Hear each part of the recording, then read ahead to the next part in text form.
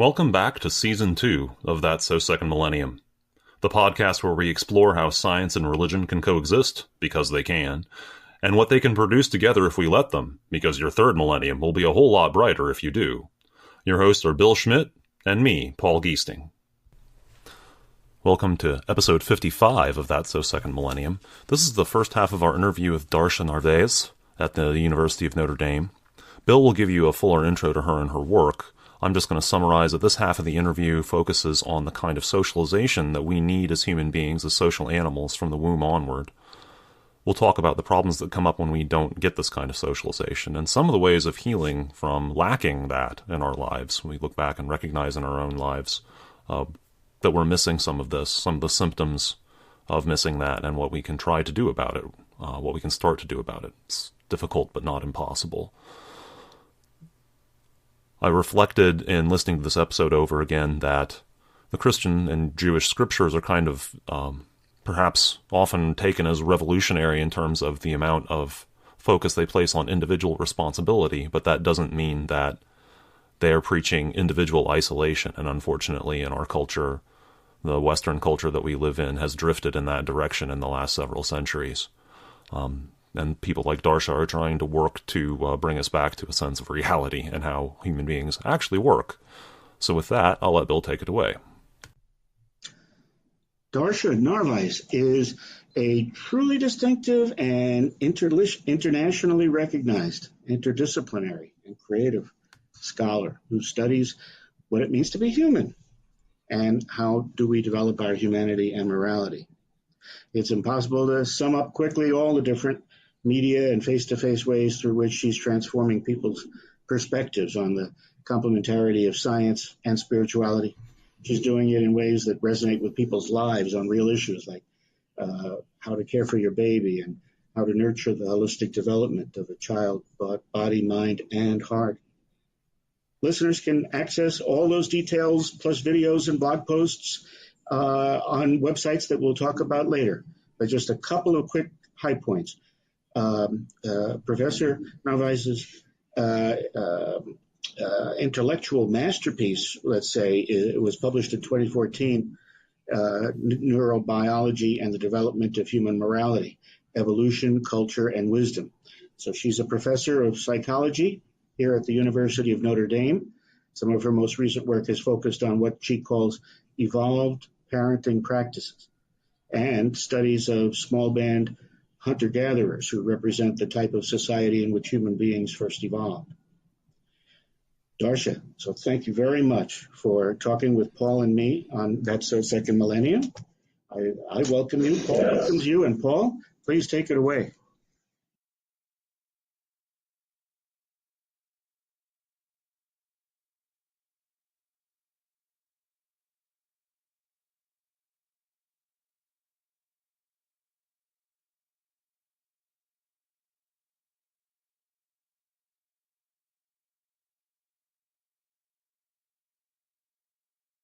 Yeah, I was really intrigued to find out about, actually, I think Bill let me know about you and your work initially a number of months ago, and we had the chance to have an informal conversation with you back in the polar vortex, back on January 31st and February 1st up at Notre Dame. So that was a memorable experience in multiple ways. But yeah, so the context of the podcast, we're trying to examine different kinds of frontier issues between religion and science, and your work seems to really help us lay out some of the parts where science and religion can actually build on each other. Science, faith, spirituality, actually trying to cooperate and help us live better lives. So, trying to pull out of of course, wide variety of topics that we were just trying to discuss. And we sent you that list beforehand, so we had some sort of hot button issues, and then some things that maybe would provide some more necessary background. Is there a part of that more background material you'd like to start with, or do we want to just go straight to the questions? I can start. I'm happy to start talking about my focus and what I'm trying to integrate and try to discover about how to be human and maintain our humanity. So let's start with that. My lab, my research work, and my writing focus on the nature of human development and how, well, it's important to understand how our early life experience shapes our personality, our brain function, our well-being, our immune systems, all the brain systems, everything about us is very much malleable in those early years. So it really matters what kind of experience that children or babies especially have for who they can become later. Because if you overstress a child, a baby, in the wrong ways, well, we should be in the womb another 18 months. That's the first thing to know. So we are aging like fetuses. We're like fetuses until about 18 months. We can't walk around and feed ourselves, right? Till about that time, and various other pieces of the body aren't finished. And so it's really important at that in that time period and the years after to realize that the parents' caregiving and the community's support of families is shaping that baby's perspectives, their well-being, their social capacities, and their morality, which is my area, is moral development, particularly, and flourishing. So that means we need what we call the evolved nest. Like every animal, we have a nest, and we kind of forgot it in the industrialized world. And so you can see the results in all these dysregulated people that are kind of self-centered and all about me. That's in part related to the lack of that evolved nest. Mm-hmm. Mm-hmm. Yeah, it seems like there's so many forces in contemporary culture that, I mean, in contemporary American culture at any rate, that sort of scream at us that children are this horrendous burden, that it gets in the way of the things that we really want to be, that we should really want to be involved in life. And that's unimaginably poisonous to how we start out life, of course, how our children start out life.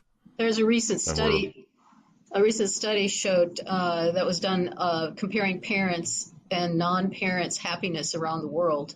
And they found that virtually in every country, parents were less happy than people without children, except in a couple countries, one of which was Portugal. And they looked into, wow, what's there about Portugal?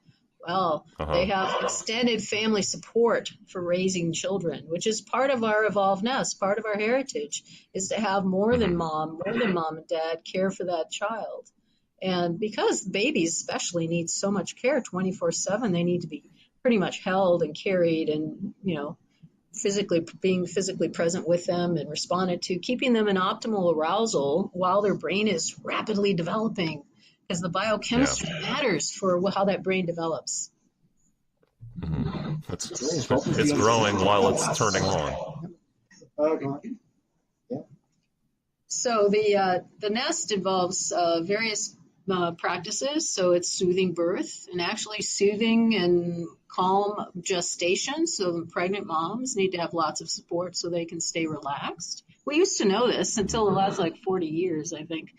And then we need soothing birth, so no trauma at birth, no separation of mom and baby. This is naturalistic birth. And in the 20th century, we moved to hospital births with all these intrusive medical procedures that actually traumatize mom and baby and undermine breastfeeding, which is another component of the nest, which should occur for several years because it develops the brain properly, the immune system. It's tailored to the boy if it's a boy baby, or the girl if it's a girl baby, to the needs of the child in the moment. If there's an infectious agent around, mother's milk creates an antibody. It's just amazing. It's an amazing science laboratory.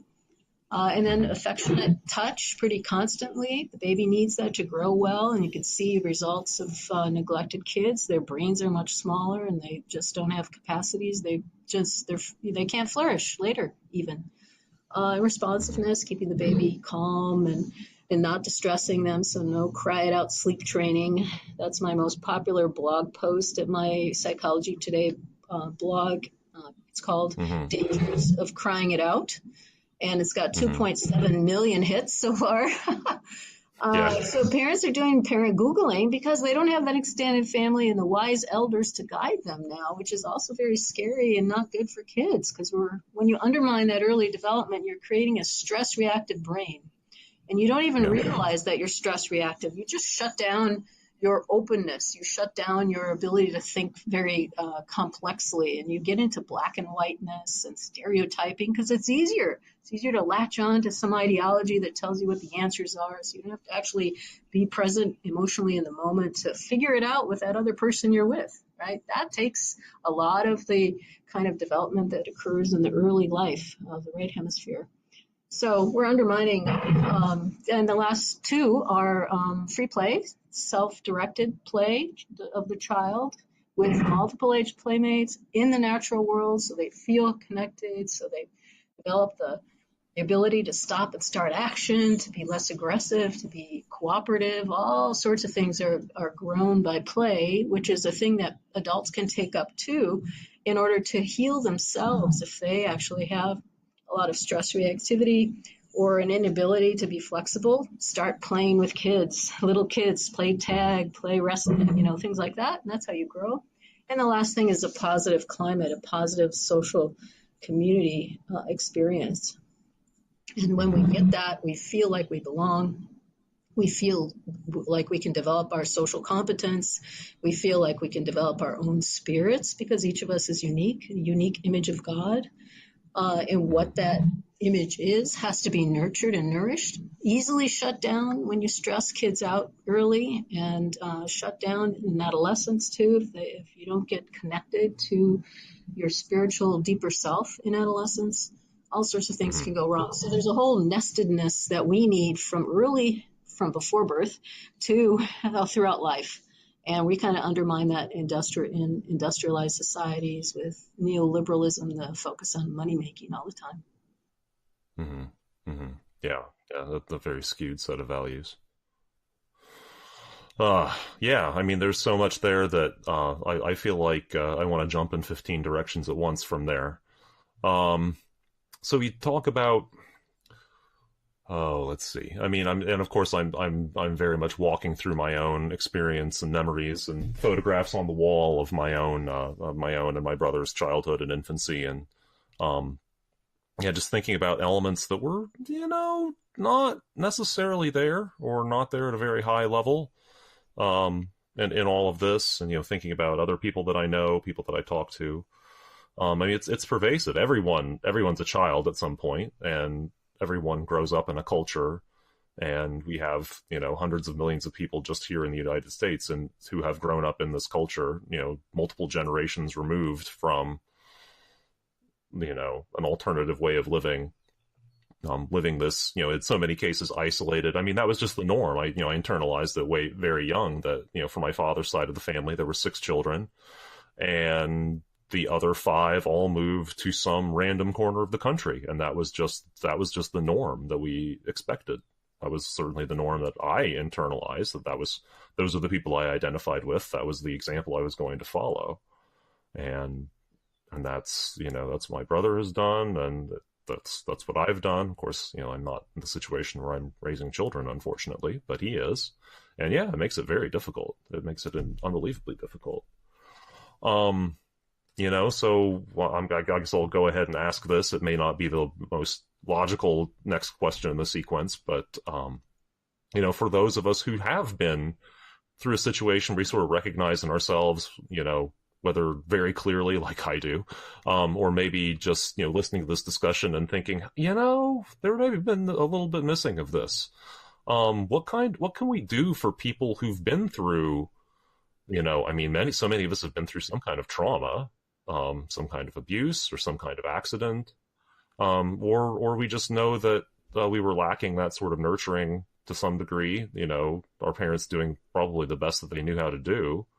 What can we do about that? What kinds of options are there to try to heal from this, to sort of cope with this, and to avoid passing it to the degree possible to the next generation? Well, there's several things you can do. One of the issues that occurs that's been discussed widely in psychology is the attachment system. And if you've developed an insecure attachment from having caregivers that weren't responsive and were inconsistent, then it's important before you have kids to fix that, to figure out how to develop a secure attachment. And the way you do that is you have a good friend, a good partner who actually cares for you and is consistently caring. Now, it's a little harder because it's all neurobiological reactivity that you have to not having a good relationship, because that's what you learned. So it takes some work. Yeah. One thing to do is to look into building your attachment security. Now, in my 2014 book, I talk about three basic kind of brain mindsets that we can get into. Self-protectionism, when the stress response kicks in, and it happens so subtly, we sometimes don't realize that we're into this mode of wanting to be dominant or to submit to whoever we're with, just to feel safe. It's very subtle, but the ways to then get through that, you have to learn to calm yourself down, to recognize when you're getting a little tense, and to figure out ways that work for you to help yourself calm down. I work with my students. We do learn to deep breathe. That's belly breathing. So you can look that up on YouTube and learn how to do it. That actually changes your metabolism and changes the way your brain is functioning and increases your health, mental health, physical health. They've done studies. If you do it 6 times, for example, in a row. So one thing is to learn self-calming. That could be meditative, prayer, things that let you feel okay in the moment. And you want to develop your intuition about what things make you feel safe. And then, of course, you always want to stretch yourself and find things, help yourself get through those situations where you don't feel safe, and find ways to calm yourself down and so on. So self-calming is one. Another one, that when we leave babies and children alone and make them sleep in their cribs alone and put them in their own rooms, this is all very strange for a social mammal. So, and then we put them in same age classrooms, and they don't get to learn the cooperative social skills that we would otherwise in our species normal circumstance learn from being with others, an extended family all day long, multiple ages, and how do you get along with this person and then that person, and you learn from babyhood on how to get along widely, and you enjoy it. People love to be with you. When you have the extended family around, there's someone who always loves you, even if maybe it's not your parents. There's somebody who cares for you, and just, you're the gleam of their eye. And so what we have to learn as adults then is to find the places for social joy, to build that sense of relaxation with one or more, hopefully more people than just one partner, and to feel comfortable and to learn to, be yourself. So to be playful and spontaneous in those circumstances. And what I'm doing with my students right now is, I used to be a music teacher, classroom music teacher, and we're using folk song games. We're going to go play them with kindergartners in a couple of weeks. But the students themselves, we're trying to develop our sense of social joy and connection with each other, and a sense of being free. And when we play those games, you should see the smiles on their faces, and they laugh, and they're, right there, because they're just playing and following the rules of the game, and, being spontaneously changing the rules too. And so that's the second thing that I talk about in the book, social joy. And then the third thing is you have to expand your imagination. Our imaginations have been shrunk down to thinking about me and mine. And we need to, even our righteous morality, that we think our way is the best way. And so we're kind of inflexible in our thinking. That's what happens when you don't get good support in those early years when your brain's developing. You become stiff-minded, and your prefrontal cortex and other systems just don't work very well. So you have to, use the self-calming, the social joy, and then also expand your understanding of who we are as human beings, and read widely, get to know people who are different from you, and take time to be in the moment. And I expand this to being in nature as well. We've kind of cut down our forests and our exterminated animals and species and all sorts of things, and we think now being human is a human living in a human-built environment, but that's really weird too for us as a species. We are meant to be connected to nature, to feel like we are part of the earth, and that we have responsibilities for nurturing and keeping the flourishing of our natural landscapes going, because we depend on them. The earth doesn't belong to us. We belong to the earth. And so we can't exist without air, water, soil. I mean, we're dependent on the earth. Right? And we kind of have the opposite view at the moment in our culture, which is very dangerous. So to expand our imaginations in ways that are actually honest and true, rather than these kind of self-aggrandizing human beliefs about how great we are. Hmm. Yeah, so 4 points: the self-calming, to build or rebuild a social network because we needed to have interaction with a multi-age extended family, as opposed to, and so to try to do something now to cope with that. And then to go outside yourself. That was a very intriguing point in terms of, I can of course think of influential people in my life who it had to be done their way, and if it wasn't that way, it was wrong. And preferably you had to read their mind because it was obvious you should do it their way. Right. And of course, seeing that crop up in my own life, which, I try to sit on it. I recognize it as a problem, and yet that's kind of, it doesn't go away on its own. It doesn't just go away for thinking about it. And then the contact with nature. Sorry. Yeah, and part of that letting go of that stiff-mindedness is to learn to come to situations with an open heart, with compassion as your primary goal, rather than being right or dominant or finding, a place at the top somehow. But to realize that we are all together. We are one. We are one nature in a way. We're all earth creatures. We were created together, and we are here as a unit in a way. So why compete, right? Rather cooperate to help each other flourish, to put your mind in that mode instead. So come to situations seeking understanding as opposed to trying to impose your own outlook on it. Yes, which means that you need humility. You need to realize that your way is not the only way. And that if you grew up in an environment where there is only one way, it takes a while to learn that that's only one way.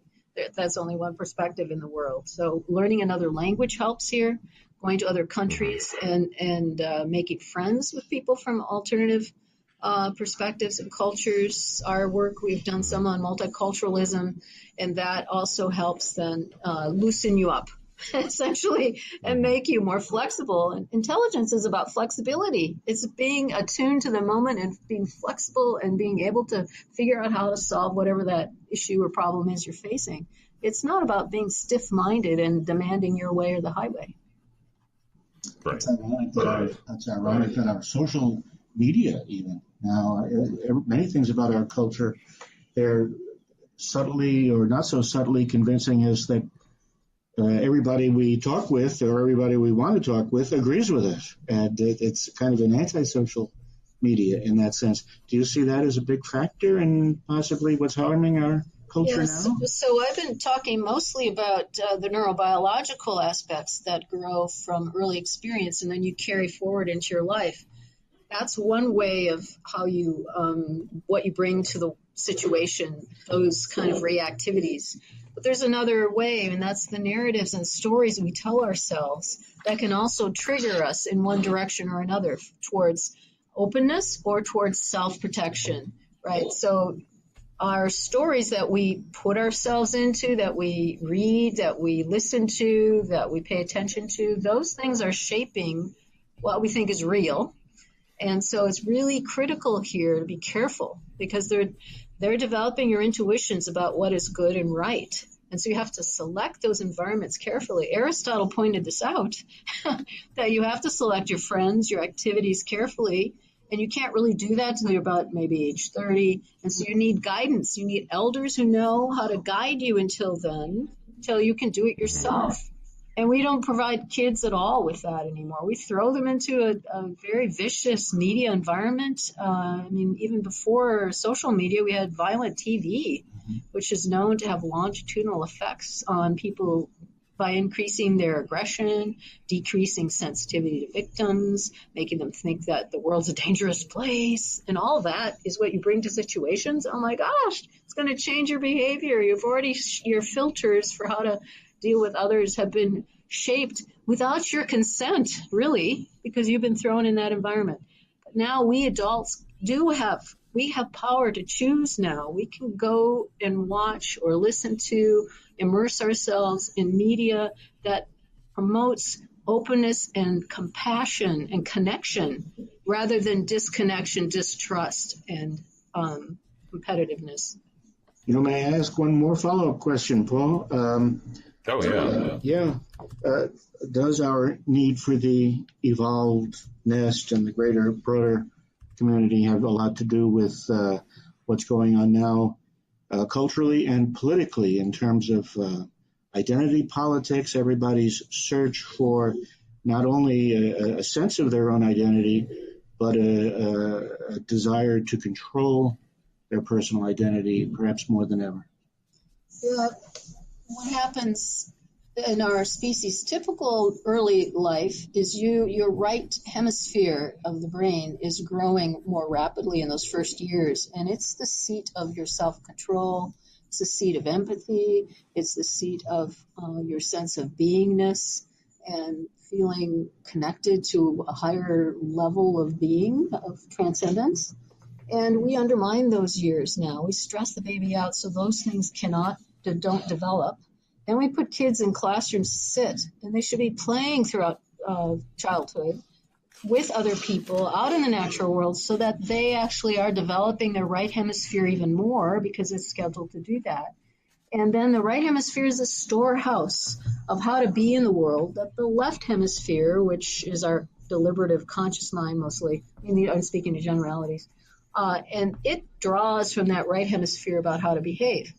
So if you haven't had much real life experience with other people in childhood, in babyhood, or even in school age years, you don't have much to draw on. You're just, sitting there looking at a book or a video game or something. And so then when you get to adulthood and you have to make decisions, you don't have any personal knowledge, deep embodied knowledge to draw on. You're going to have to pull from somewhere. So you pull out an ideology, you pull something attractive. And in adolescence, we are ready to grab onto some universal meaning for why we're here. And so you're susceptible to cults.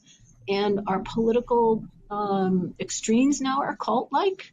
It's just amazing. And so we have arrested development all the way through. Some people get stuck at age 2 because they got thwarted in their autonomy and their wish to do what they wanted. And so then that's the big thing. Freedom, liberty, I want to do what I want. And don't shame me, don't tread on me, all that stuff.